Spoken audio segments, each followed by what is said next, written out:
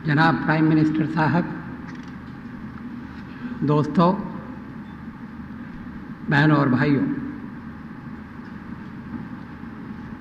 आज जब हम यहाँ एक दूसरे से रूबरू हैं, एक नई सदी और एक नया युग हमारे दरवाजे पर दस्तक दे रहा है। हमारी आज़ादी के 50 साल गुजर गए। जहाँ हमें इस पर फ़ख्र है, वहाँ थोड़ा सा अफसोस भी है। फ़ख्र इसलिए क्योंकि दोनों मुल्कों ने अपनी अपनी आज़ादी को बरकरार रखते हुए तरक्की की दिशा में कदम उठाए हैं। लेकिन अफसोस इसलिए कि 50 साल के बाद भी हम गरीबी और बेरोज़गारी से निजात नहीं पा सके। वज़ीर आज़म साहब, मैं आपका शुक्रिया अदा करता हूँ कि आपने इस तारीख़ी जगह पर मेरे लिए दावत का इंतज़ाम किया है।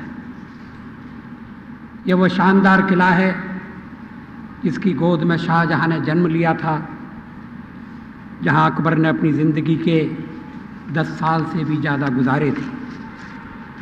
आपने जिस गर्मजोशी के साथ खैर मकदम और मेहमान नवाजी की है, उससे मुझे और मेरे डेलीगेशन को बहुत खुशी हुई है। जनाब वज़ीर आज़म साहब, आपने इस तवारीख़ी किले और शहर लाहौर की रवायात को पूरी तरह कायम रखा है। इस मौके पर 11वीं सदी के शायर मसूद बिन साद बिन सलमान के इस शेर की याद आ जाती है। शुद्ध दारगम लोहुर खानम यारब, यारब के दार आरजुए अनाम यारब। प्रधानमंत्री महोदय, पिछले 10 सालों में हिंदुस्तान के किसी वज़ीर आज़म का यह पहला दौरा है। मुझे आपके बीच आकर बहुत खुशी हुई है। जिस वक्त मैंने गार्ड ऑफ ऑनर का मुआयना किया और शाम के ढलते हुए सूरज का खूबसूरत नज़ारा देखा, उस वक्त मेरे दिल में मिले जुले जज्बात उठे। मुझे इस बात के लिए खुशी थी कि मैं 21 साल के बाद फिर से अमन और दोस्ती का पैगाम लेकर आपके बीच में आ रहा हूँ। लेकिन अफसोस इसलिए था कि हमने इतना वक्त आपसी रंजिश और कड़वाहट में बिता दिया। भारत और पाकिस्तान जैसे 2 महान देशों के बीच 50 सालों तक आपसी मनमुटाव चलता रहे, ये शोभा नहीं देता। जब मैं आपके बीच विदेश मंत्री के नाते आया था, तब मैं अकेला था, मेरे साथ कुछ अफसर थे। लेकिन आज मेरे साथ हिंदुस्तान के सभी तबकों के जनप्रतिनिधि और नुमाइंदे आए हैं।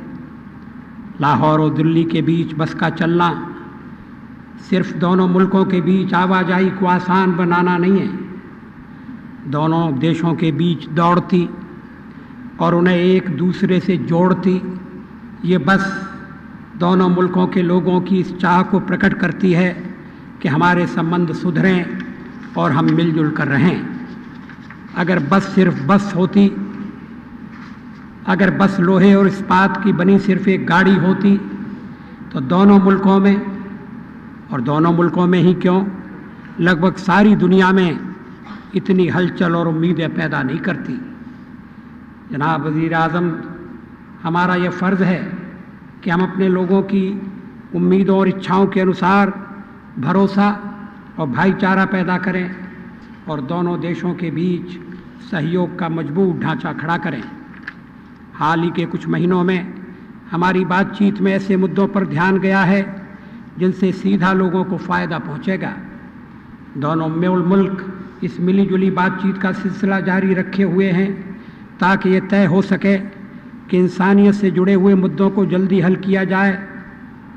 बिजली की खरीद जैसे आर्थिक और व्यापारिक सहयोग की संभावनाओं का पता लगाकर उन पर कार्रवाई की जाए। आपसी यकीन पैदा करने के तरीक़ों पर बातचीत की जाए और उन पर आम राय बने। ये एक शुरुआती कदम है। मुझे यकीन है कि हमें जो कुछ भी मिलजुल कर काम करना चाहते हैं उस पर अमल करने के लिए अपने अपने अफसरों को हिदायतें देंगे। हमने अपने रिश्तों के उन पहलुओं पर भी बातचीत की है और आगे भी करेंगे जिन पर हम एक राय नहीं हो पा रहे हैं। उन पर बातचीत ज़रूरी भी है। क्योंकि हम मसलों को हल करना चाहते हैं, इसलिए हमें इस बात का ख्याल रखना होगा कि ऐसा कोई सवाल नहीं है जिसे सीधी बातचीत के जरिए सुलझाया न जा सके। दरअसल यही एक रास्ता है। आज हमारे आपसी रिश्तों में कोई ऐसा मसला नहीं है जिसका हल हिंसा और खून खराबे से निकाला जा सके। मुश्किल और बकाया मसलों का हल एक साफ सुथरे माहौल में और एक संतुलन, नरमी और सच्चाई का रास्ता अपना कर ही किया जा सकता है। जो लोग हिंसा की वकालत करते हैं, हिंसा का रास्ता अपनाते हैं और हिंसा को बढ़ावा देते हैं, उनसे मुझे एक ही बात कहनी है, वे अमन और समझबूझ के रास्ते की सच्चाई को समझें। यही वजह है कि हम कंपोजिट डायलॉग के सिलसिले में सभी बकाया मुद्दों पर, जिनमें जम्मू कश्मीर शामिल है, बातचीत का स्वागत करते हैं। जैसे जैसे हम एक नए युग की ओर बढ़ रहे हैं, भविष्य हमें दावत दे रहा है, वो हमें पुकार रहा है, सचमुच हमसे मांग कर रहा है कि हम अपने बच्चों के बच्चों और उनके बच्चों और आने वाली नई पीढ़ियों की भलाई के बारे में सोचें। हिंदुस्तान से मैं एक ही संदेशा लाया हूँ, हम एक ऐसा रास्ता बनाकर जाएं जिससे बेतवारी दूर हो, विरोध व आपसी मतभेद मिटे तथा पुख्ता अमन चैन कायम हो, दोस्ती, भाईचारे तथा कोऑपरेशन का माहौल बने। मुझे पूरी उम्मीद है कि हम इकट्ठी कोशिशों के ज़रिए ऐसा करने में कामयाब होंगे। मैं प्रधानमंत्री महोदय तथा बेगम साहिबा को तहे दिल से भारत आने की दावत देता हूँ। भारत में आपके आने का इंतज़ार है। आपने हमारा जिस गर्मजोशी से इस्तकबाल किया है, हम भी उसी तरह उससे भी बढ़ चढ़ कर आपका स्वागत करेंगे। मैं आपकी खुशहाली और तरक्की, भारत और पाकिस्तान के बीच अमन चैन तथा सहयोग की कामना करता हूँ। बहुत बहुत शुक्रिया।